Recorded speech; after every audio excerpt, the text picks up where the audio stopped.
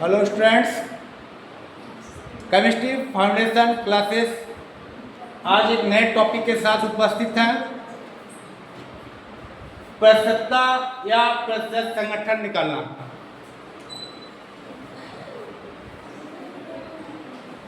यौगिक का प्रसक्ता निकालना और या प्रसक्त संगठन निकालना, आज इसी के टॉपिक पर चर्चा की जाएगी। चलिए स्टार्ट करते हैं।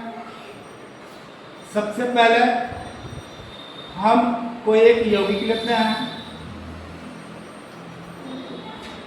हमने एक यौगिक लिया Na2CO3 सोडियम कार्बोनेट।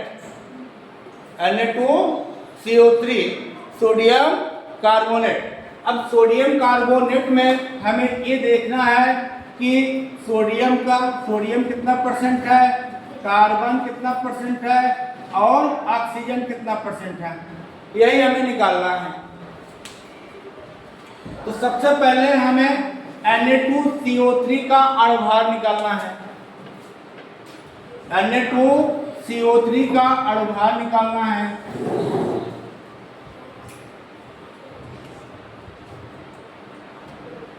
अब Na2CO3 का अणुभार क्या होगा, इसको निकालना है।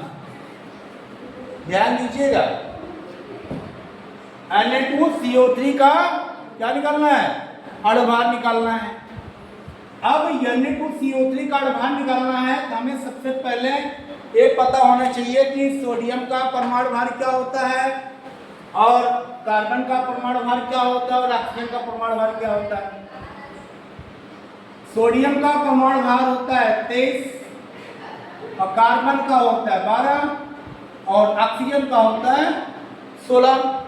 तो यहाँ पर हम देखेंगे कि 2 सोडियम है, 2 का गुणा करेंगे 23 में, 2 गुणे 23 धन कार्बन का 12 और यहाँ पर ऑक्सीजन के 3 अणु हैं, यहाँ 3 गुणे 16, 23 गुना 46 धन 12 धन 48, पूरा जोड़ लीजिए कितना हुआ, 8 2 10 10 6 16 4 1 5 5 4 9 1 10, कितना आया 106 आया।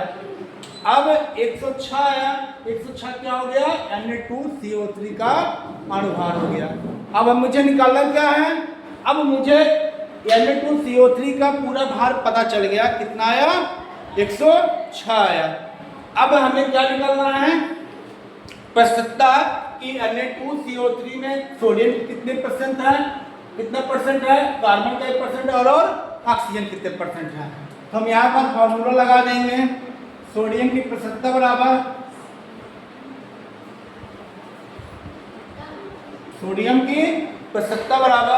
सोडियम का भार, यहाँ सोडियम कितने बार है 23, कितने सोडियम है 2, 23 दूना 46 बट्टे कितना लिखा जाएगा 106 गुणे 100। और यहाँ पर हम निकालेंगे कार्बन की प्रसक्ता, और कार्बन का भार कितना होता है 12 बट्टे 106 गुणे 100। और उसके बाद हम निकालेंगे ऑक्सीजन की प्रसक्ता,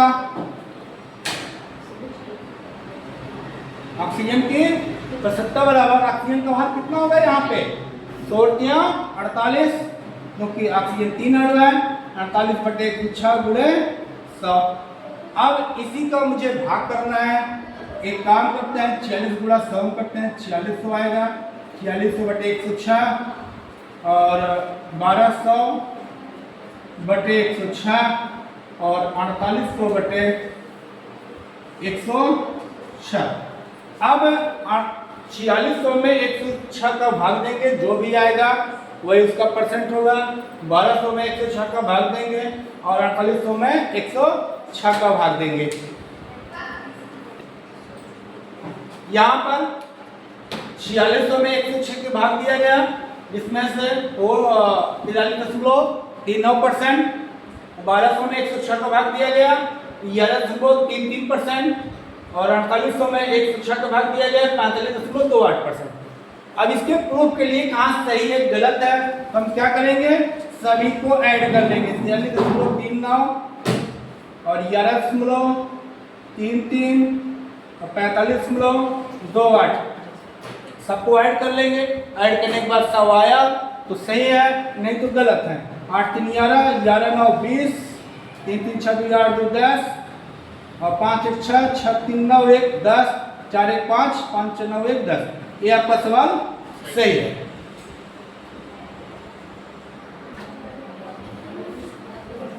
अब एक दूसरा उदाहरण लेकर बताते हैं। अब हम एक दूसरा यौगिक लेते हैं SO2, जिसका नाम है सल्फर डाइऑक्साइड। और सल्फर डाइऑक्साइड में ये देखेंगे कि सल्फर और ऑक्सीजन की कितने प्रतिशत है, कितने प्रतिशतता है। सबसे पहले वही प्रक्रिया दोहराएंगे, सल्फर डाइऑक्साइड का अणुभार निकालेंगे। यहाँ पर हम देखते हैं सल्फर का परमाणु भार 32, ऑक्सीजन का परमाणु भार 16 होता है। तो हम यहाँ ये देखते हैं कि सल्फर 1 है, 32 और सल्फर और ऑक्सीजन 2 अणु होते हैं, तो 16 गुना 32, तो पूरा मिलाकर कितना हो गया 64। या SO2 का अणुभार कितना आया 64 आया। अब हम क्या करेंगे, यस की प्रतिशतता बराबर अर्थात सल्फर की प्रतिशतता बराबर, सल्फर की प्रतिशतता बराबर सल्फर का भार कितना है 32 बटे पूरा अणुभार 64 गुणे 100 और ऑक्सीजन की प्रतिशतता बराबर, ऑक्सीजन की प्रतिशतता बराबर कितना हुआ, ऑक्सीजन 16 है, 16 गुना 32 बटे 64 गुणे नहीं 64 आएगा, 16 गुना अच्छा 32 बटे 64 गुणे 100। तो यहाँ पर काटेंगे 32 का नंबर 32 गुना 64 और ये हो जाएगा 2 अच्छा शाम में 100 हो जाएगा 50 गुणे 1 पड़ेंगे 50, ये आ जाएगा 50%। वही प्रक्रिया यहाँ पर होगी 32 का नंबर 32 गुना 64 और 2 50 शाम में 100 कितना आया 50% आया। अब इसको प्रूफ करेंगे 50 धन 50 हो गया 100%। ये आपका क्वेश्चन सही है। और इसी तरीके से सभी यौगिक का प्रतिशत मात्रा ज्ञात की जाती है।